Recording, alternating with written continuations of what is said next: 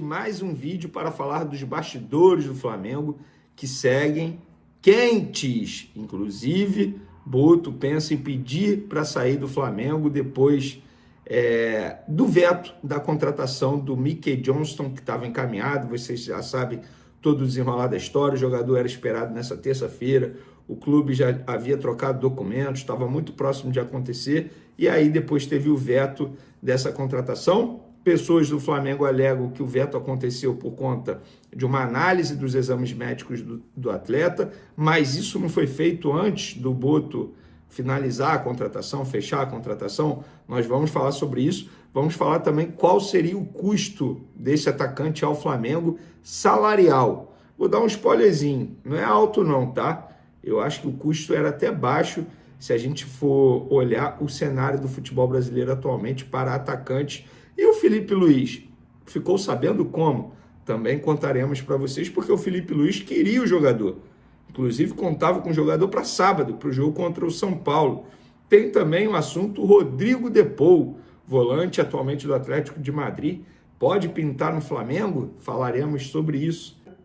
Vamos lá, o jogador Mickey Johnston chegaria aqui ao Rio de Janeiro 5 horas da manhã dessa terça-feira. Tudo acertado, e o salário dele não ia ser alto, tá, galera? Daria, em 12 meses, em um ano de contrato, o Flamengo ia gastar 8,4 milhões de reais bruto com esse jogador. Já contando com 13º, tá? Todo aquele desenrolar todo. Ou seja, daria em torno de 640 mil reais bruto. Isso não é alto.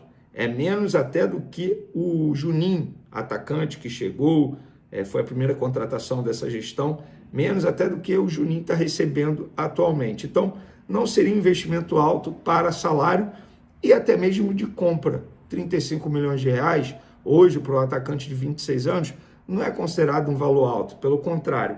Mas a contratação foi vetada. E para ser bem sincero, pessoal, vamos lá. Supondo que tenha acontecido o seguinte: Flamengo, de fato, vetou a contratação após análise do departamento médico dos exames do atleta. Para mim é um erro, porque não fizeram isso antes de o José Boto finalizar a contratação. Supondo que vetaram a contratação desse jogador por conta da repercussão negativa, para mim é outro erro também.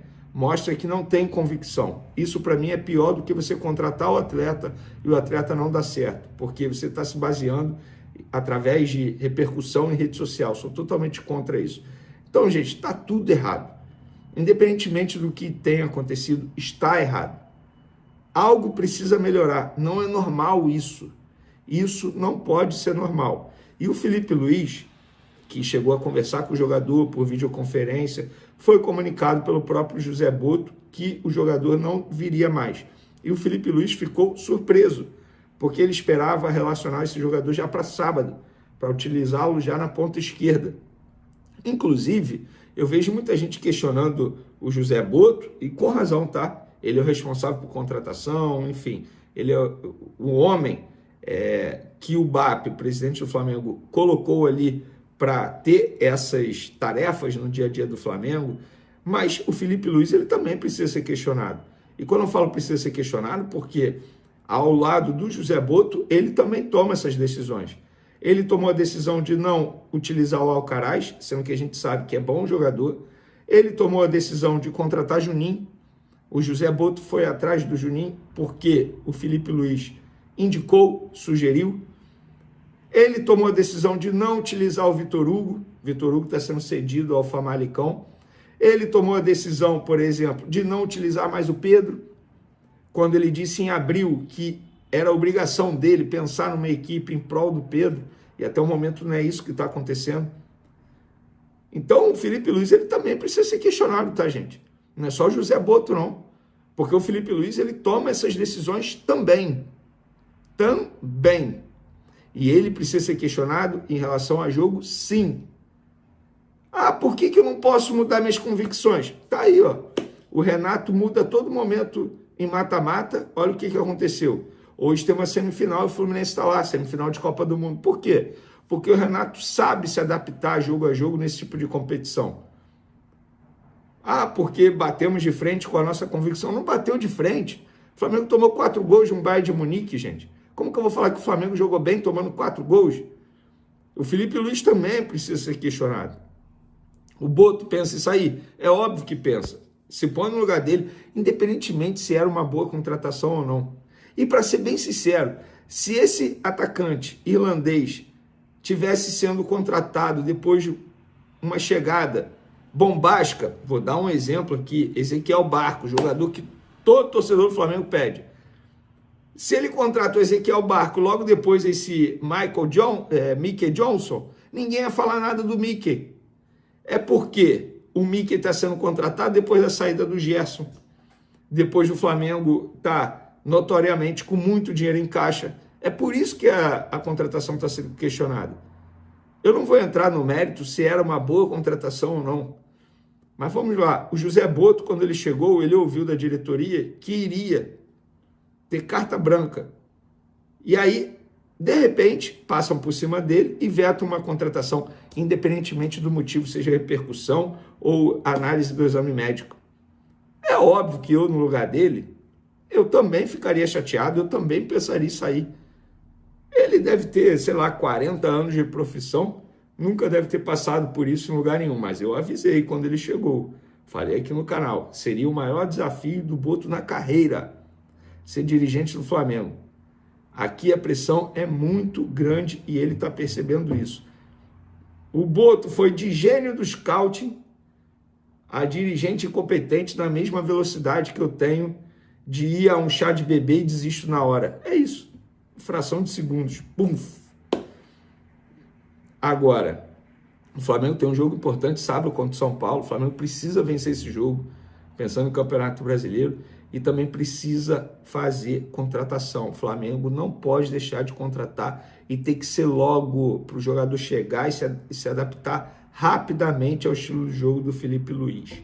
E por falar em contratação, estão me perguntando sobre Rodrigo Depou. Gente, eu vou ser bem sincero.